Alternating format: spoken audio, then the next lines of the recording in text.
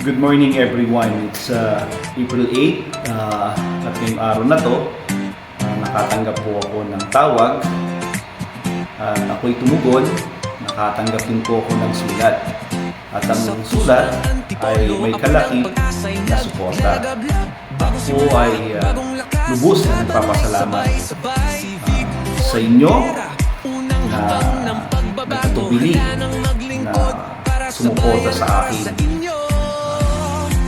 bilang kaibigan,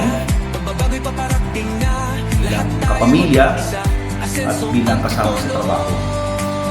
Lubos na lubos po akong nagpapasalamat at malaking maitutulong ito at sisikapin ko at gagawin kong lahat ng pagtulong doon na ito sakaling tayo ay magtagumpay. Kung magtatagumpay naman tayo, gagawin ko ang lahat para maibalik ko sa inyo sa pamamagitan ng tapat na serbisyo. Muli, hindi ko nasasabihin ang pangalan, pero tunay po talaga. Ayan po, April 8,